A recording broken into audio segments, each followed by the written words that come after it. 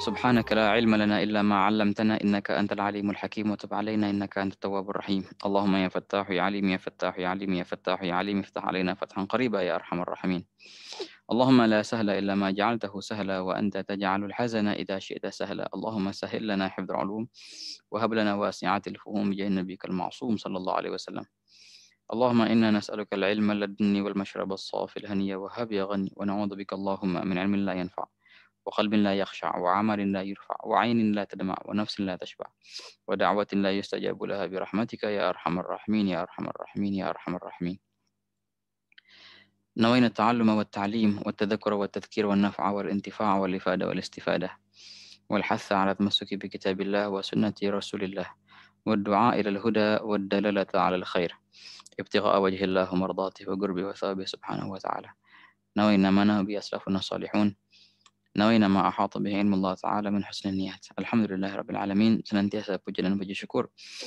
kita haturkan kehadirat Allah Subhanahu wa Ta'ala atas segala limpahan karunia, nikmat dan taufiknya kepada kita semua hingga kita bisa bersama kembali dalam kajian mingguan Majelis Muwasalah Wilayah Jember bersama Majelis Muwasalah Pusat. Bersama kita mengkaji kitab Ar-Risalah Al-Jami'ah lil Imam Al-Habib Ahmad bin Zain Al-Habsyi dan kitab Bidayatul Hidayah lil Imam Abi Hamid Muhammad Al-Ghazali rahimahullah ta'ala. Masih di sini ikhwan dalam pembahasan kita dalam kitab Risalah Jami'ah kita masuki babul al-Jum'ah, bab yang baru sekarang.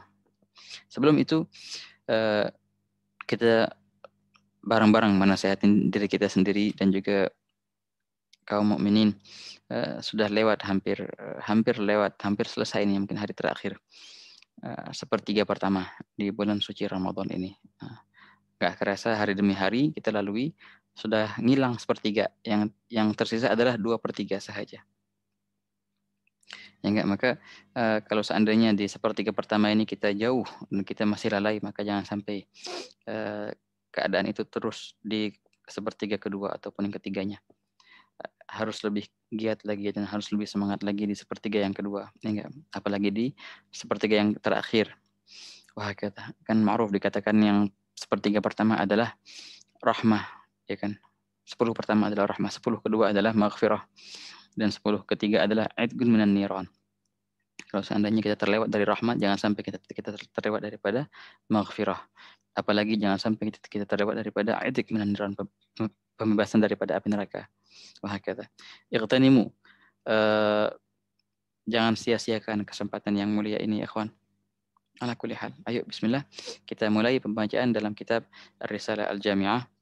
Fatafadhal al-qari yaqra al-akh Zidan yaqra. Bab baru sekarang ya, babul Jum'ah. Bismillahirrahmanirrahim. Rabbi shrah li sadri wa yassir li amri wahlul 'uqdatam min lisani yafqahu qawli. Amma ba'du.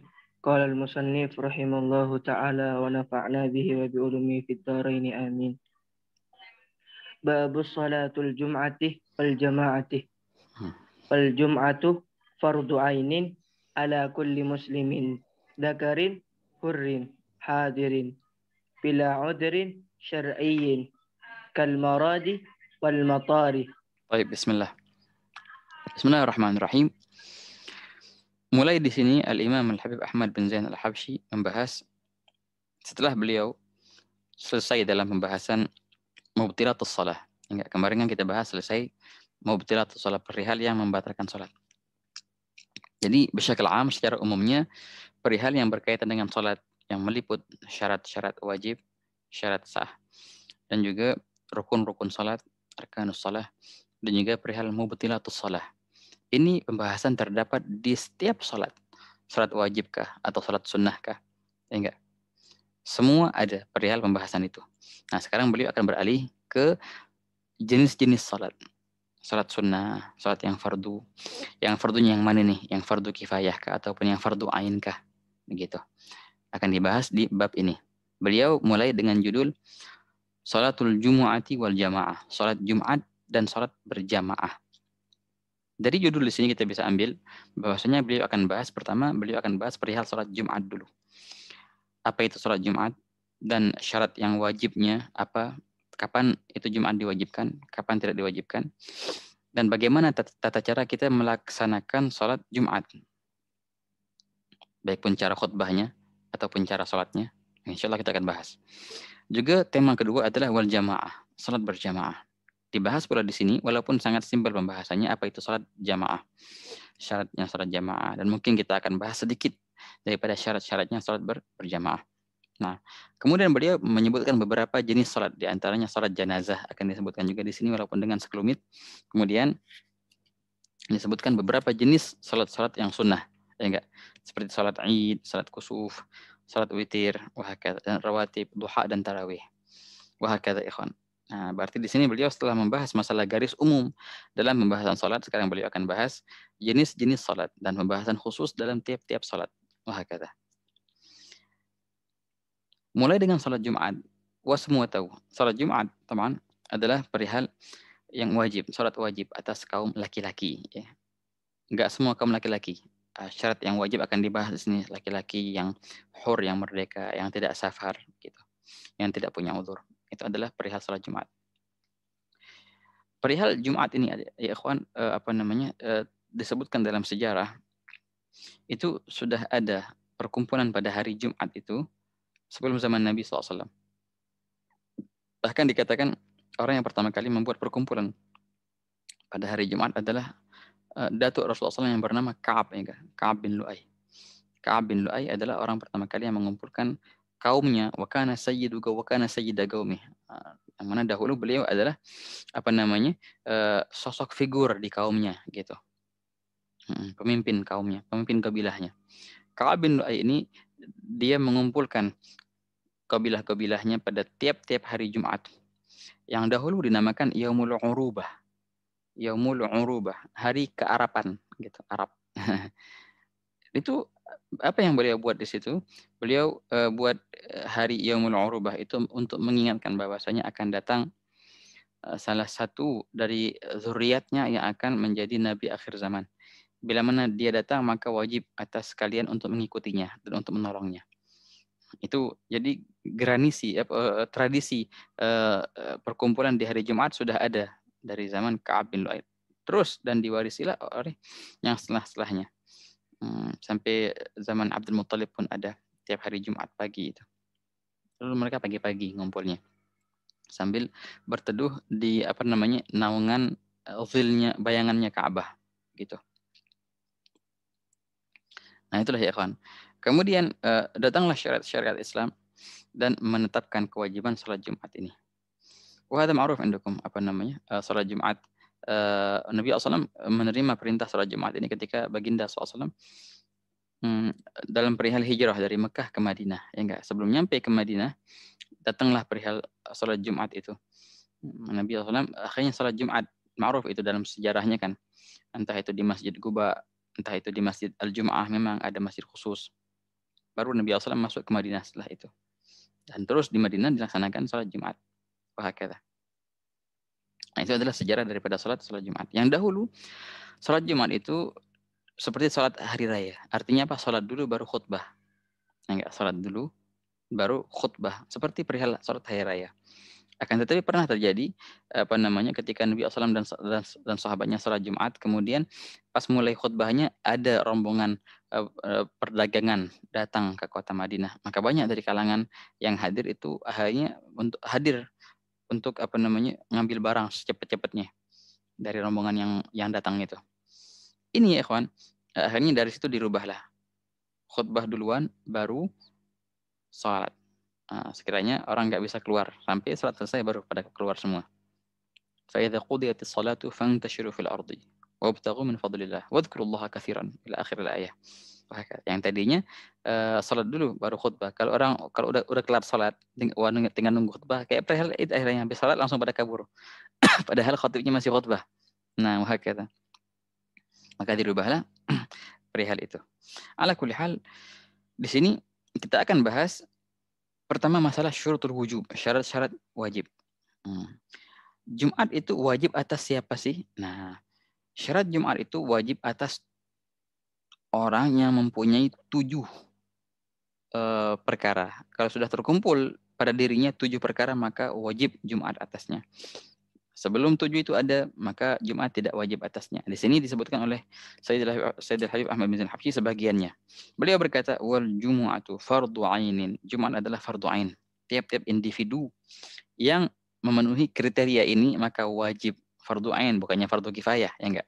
Bukannya seperti sholat jenazah, sebagian yang ngerjain sudah kelar, yang lain enggak perlu lagi ngerjain. Tapi kalau Jumat enggak, per individu kewajibannya. Tapi atas siapa? Atas mereka yang memenuhi kriteria ini. Yang pertama, ala kulli muslim, atas tiap-tiap muslim. Ini syarat pertama. Atas tiap-tiap muslim. Berarti apa namanya? Adapun orang yang kafir, maka tidak wajib dia salat Jumat. Ya, gitu. Kalau seandainya dia kemudian hari dia masuk Islam, juga tidak wajib dia untuk mengqadha salat Jumat ataupun salat zuhur yang pernah ia tinggalkan. Jadi kewajiban pertama adalah ala kulli muslimin, atas tiap-tiap muslim. Satu ini. Yang kedua, zakarin, laki-laki. Muslim yang laki-laki.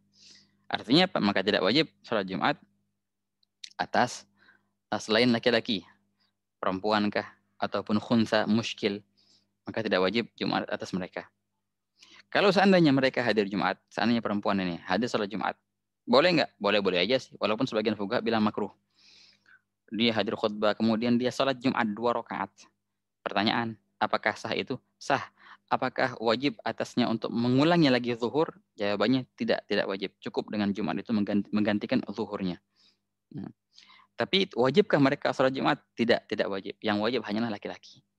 Nah, jadi yang diwajibkan untuk sholat Jumat adalah laki-laki. Tapi kalau perempuan hadir, enggak wajib, tapi sah aja sih. Dan sudah mencukupi dari zuhur. Tidak perlu lagi untuk mereka sholat zuhur. Tapi ala kulli hal, tapi ada yang bilang makruh itu. Ada yang makruh perempuan hadir Jumat. Oke. Yang syarat kedua, zakar. Yang ketiga, hur. Nah, merdeka. Bukannya hamba sahaya. Adapun muslim yang laki-laki, tapi dia hamba sahaya, maka tidak wajib Jumat atasnya.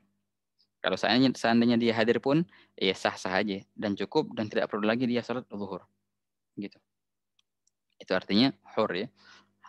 Merdeka.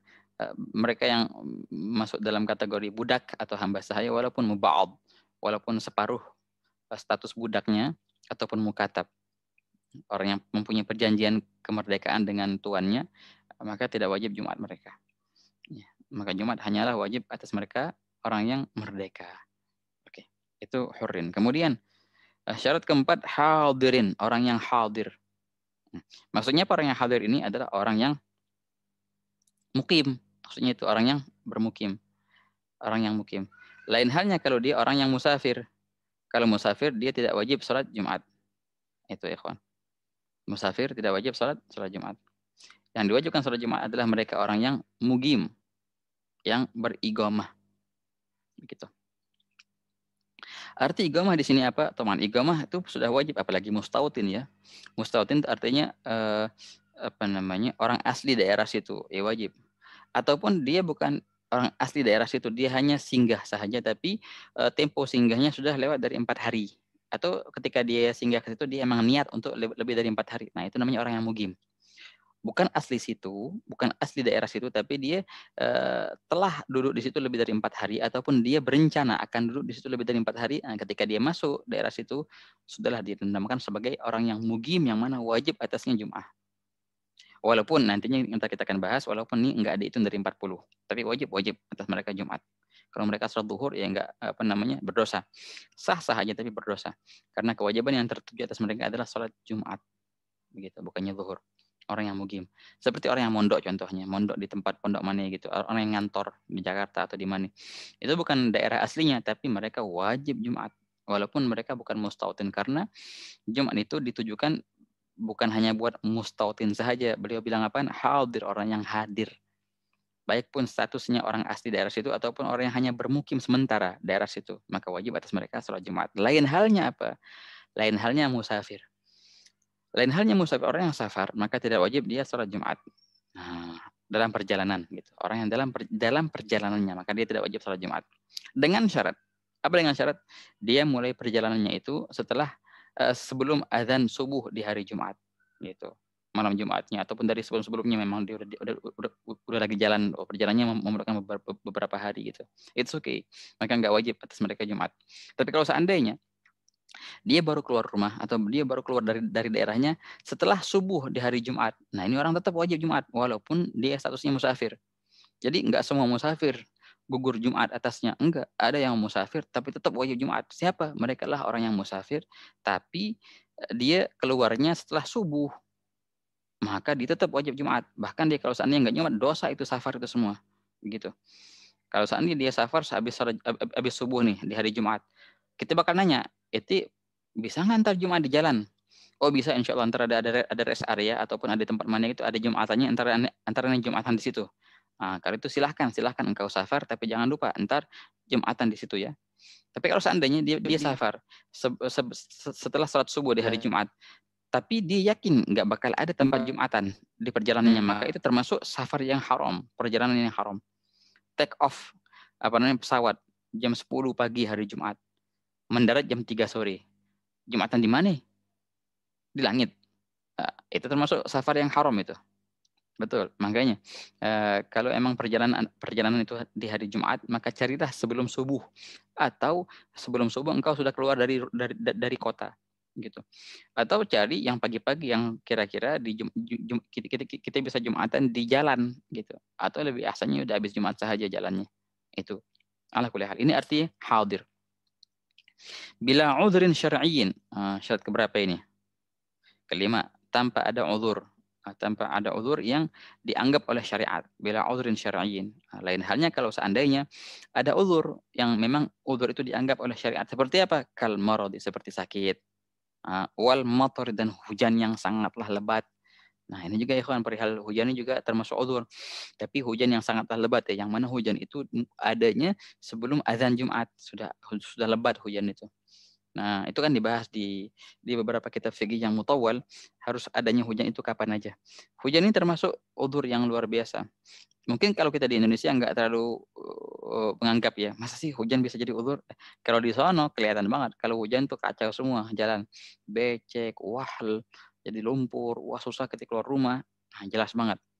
Walaupun kayak gitu. Dan memang walaupun di Indonesia tidak menjadi suatu hambatan, tapi tetap hujan menjadi suatu uzur. Hakada ikhwan. Hujan yang sangatlah lebat sekiranya membasahi badannya, kunyup gitu, basah kunyup, dan mencegah dia untuk bisa sholat dengan khusyuk. Nah, itulah hujan yang menjadi uzur. Juga marad tadi, sakit juga menjadi uzur yang bila mana sakit itu mencegahnya untuk dia sholat dengan kekhusyuannya. Maka udah, inti enggak usah sholat, inti di rumah aja deh sholat zuhur di sono. Nah, hakal. Gugur kewajiban Jumat atasnya. Baik. Nah, ini ikhwan, ini adalah beberapa syarat yang disebutkan oleh musannif rahimahullah ta'ala. Ada berapa syarat berarti? Syarat wajib ini kan ada 5 syarat. Muslim, kemudian zakar, laki-laki, kemudian hur, merdeka, kemudian hadir, tidaklah safar, tidak musafir. Yang terakhir, bila uzur syar'i, dan tidak ada uzur yang memang uzur itu dianggap oleh syariat yang menggugurkan kewajiban sholat Jumat, seperti sakit ataupun hujan yang sangatlah lebat. Nah, ini adalah 5 syarat yang disebutkan oleh musannif dalam syarat wajib Jumat.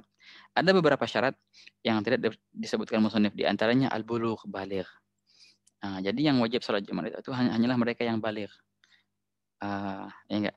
Adapun laki-laki yang belum baligh, walaupun dia sudah tamyiz, maka tidak wajib sholat Jumat. Oke. Juga di antara syaratnya adalah agil, berakal. Orang gila nggak wajib dia sholat Jumat. Enggak. At-taklif ini balik agil. Begitu ya kawan. Nah, inilah yang namanya syarat-syarat wajib, syurutul wujub, syarat wajibnya Jumat.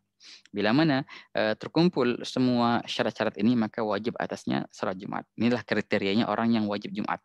Dan bila mana kurang dari syaratnya itu, maka tidak wajib dia sholat Jumat. Nah, tidak wajib bukan berarti tidak sah.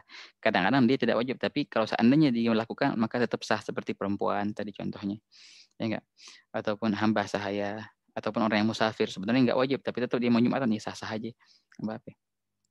Nah, begitulah, inilah pembahasan yang dibahas di sholat Jumat. Insya Allah kita di pertemuan akan datang, kita akan bahas lebih mendetail masalah kriteria-kriteria ini. Soalnya sebagian itu ada yang hadir yang wajib, ada yang hadir dengan status tidak wajib.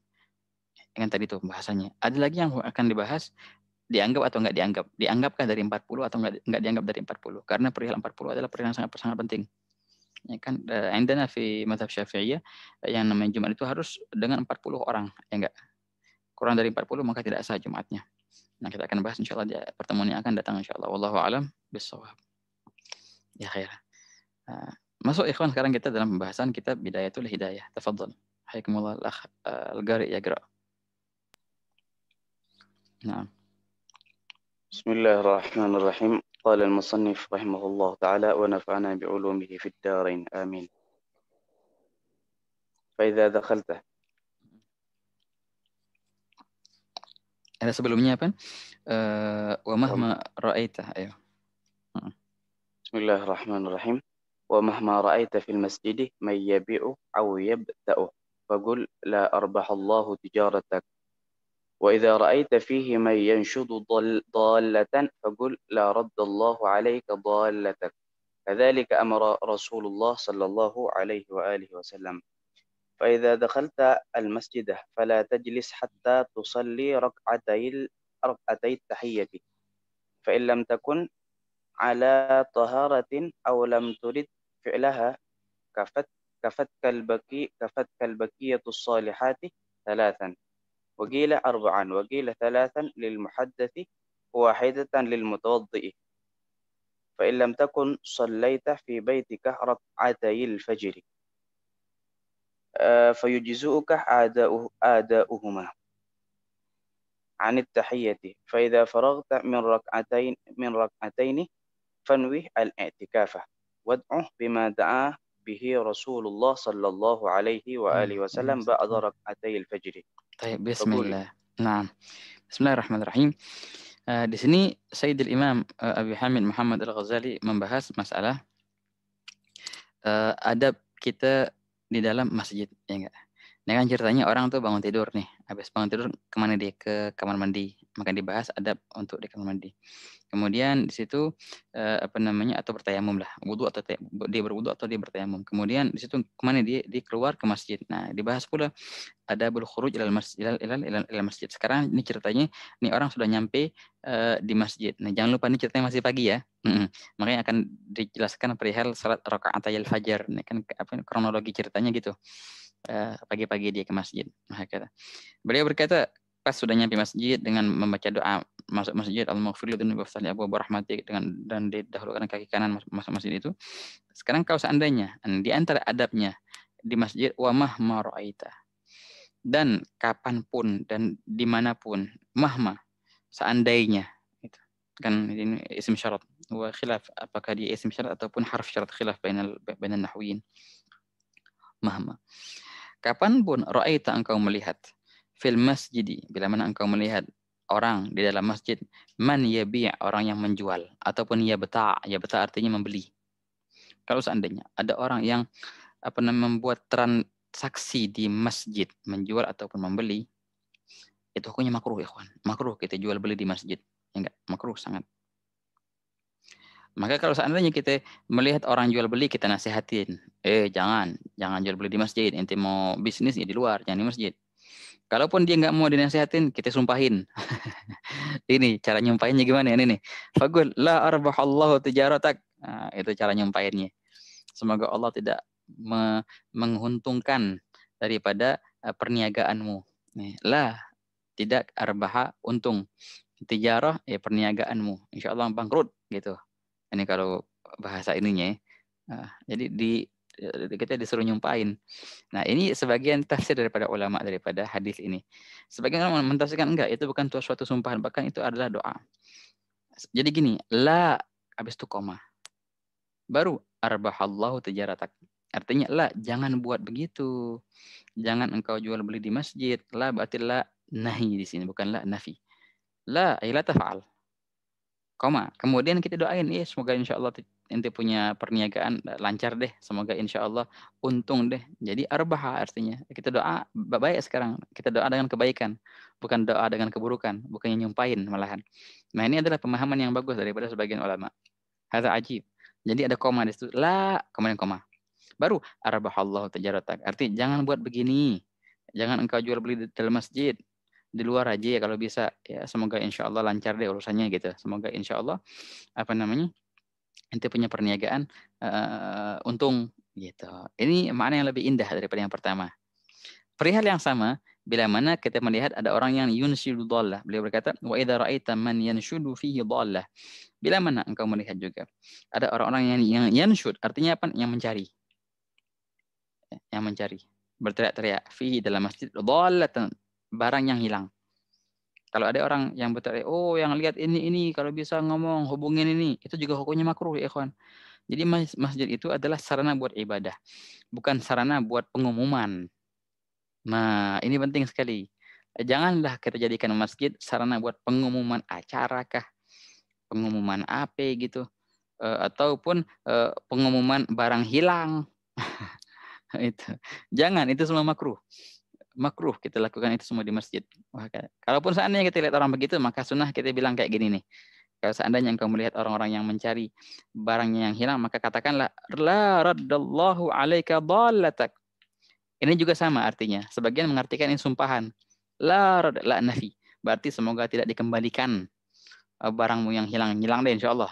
Soalnya inti sih ngumumnya di masjid. Kan makruh gitu. Nanti kita sumpahin malahan. Semoga ngilang beneran. Nggak balik insya Allah. La raddallahu alaika dhallatak. Semoga tidak dikembalikan oleh Allah Ta'ala barangmu yang hilang. Itu arti yang pertama. Arti yang kedua, enggak. La, koma. La, la tafa'al. La nahi berarti di sini. Jangan begitu. Kalau ente mau nyari perkara yang hilang, jangan di masjid. Keluar deh kalau bisa, di luar aja. La, raddallahu alaika dhallatak. Semoga insya Allah Allah Ta'ala mengembalikan barangmu yang hilang. Nah, jadi doakan yang kebaikan. Jadi bagus ini. Arti yang kedua lebih bagus dari yang pertama. Jadi senantiasa kita mendoakan orang dengan doa yang baik. Jangan nyumpain orang. Ya enggak? Bahaya ya ikhwan kalau kita nyumpain orang. Kalau seandainya itu orang emang berhak disumpahin, ya kita nggak akan ngambil faedah daripada sumpah-sumpahan itu. Ya enggak? Syaitan yang terlaknat, kita nggak bakal mengambil faedah atau ada pahala daripada melaknat syaitan. Kita bilang la'anahullah, syaitan Allah yal'anuh. Dapat pahala nggak ente? Dengan itu. Melaknat itu syaitan padahal loh emang patut dilaknat nggak pahala. Daripada ngelaknat syaitan mending kita berzikir kepada Allah Ta'ala berpahala. Itu pun kalau seandainya dia patut untuk dilaknat ataupun dia patut untuk disumpahi, maka nggak bakal ada faedah kita dalam nyumpahinnya ataupun melaknatnya. Tapi kalau seandainya itu orang nggak pantas untuk disumpahi, maka itu bahaya. Itu sumpah bisa balik ke kita akhirnya. Na'udzubillah min dzalik. Jadi bumerang katanya. Karena itu orang yang nggak tahu kita sumpahin dia, tahu dia nggak pantas untuk disumpahin, itu hari sumpahan balik ke kita sendiri. Na'udzubillah min dzalik. Jangan sampai. Makanya kalau ngedoain dengan baik deh, jangan ngedoain dengan buruk. Apalagi nyumpahin, jangan sampai.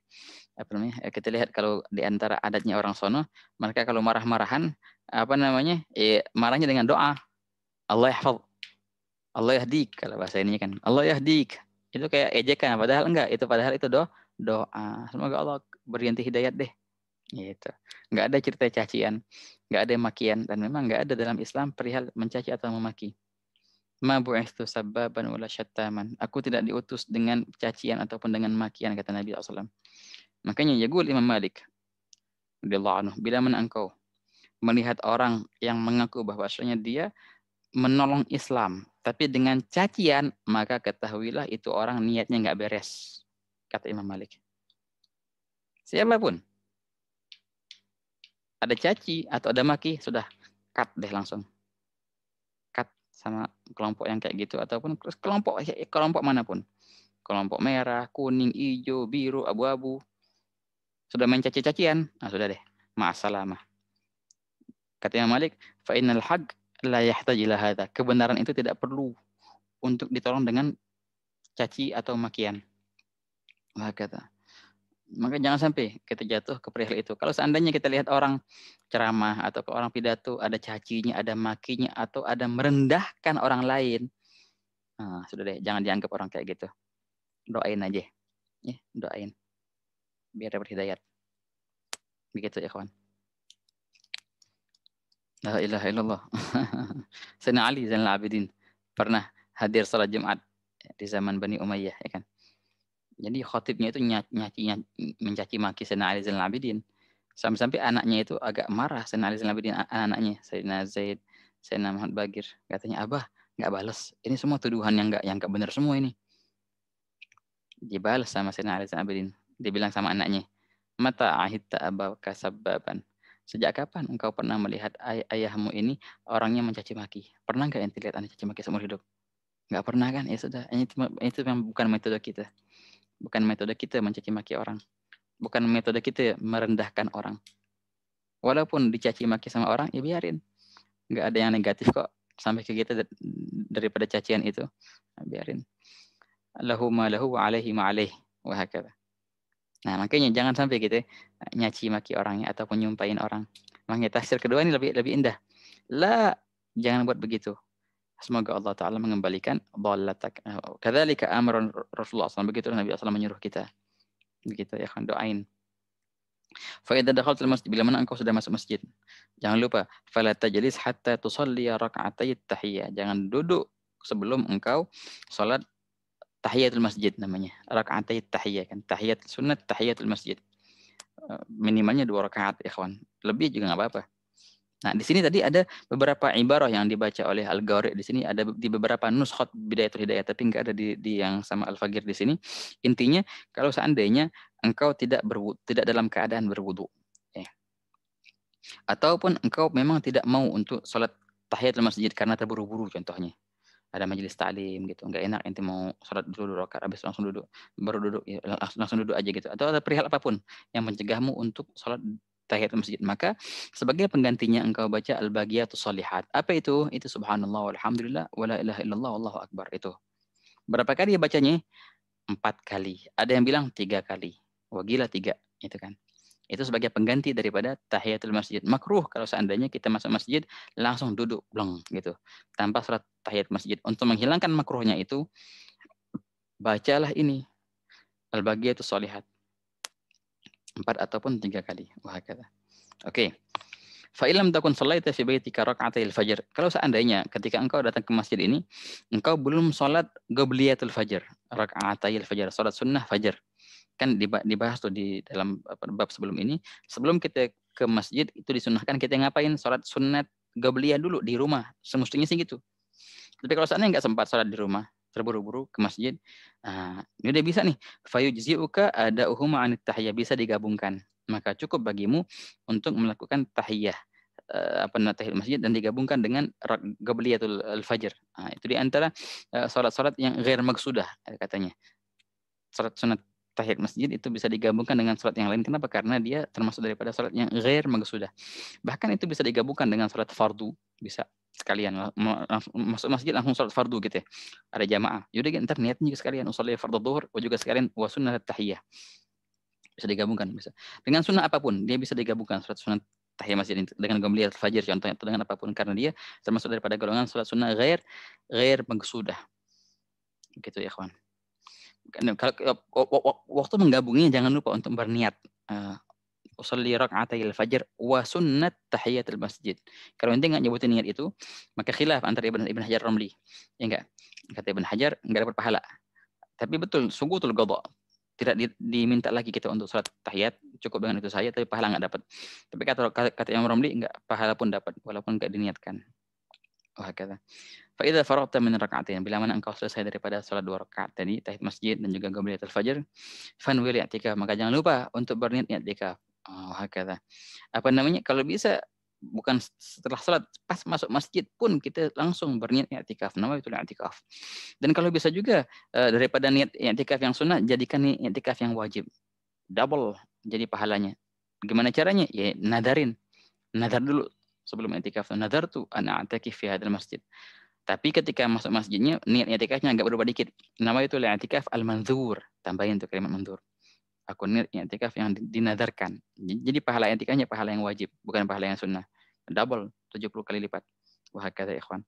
Wad'u bima da'a bihi Rasulullah SAW. Dan jangan lupa berdoa dengan doanya Rasulullah SAW ba'da raka'atil fajar, setelah melakukan 2 rakaat fajar. Apa ya doanya? Nah ini doanya panjang sekali, kita akan bahas nanti insyaallah di pertemuan yang akan datang membahas arti yang sangatlah indah daripada doa-doa ini. Hadza azim doa.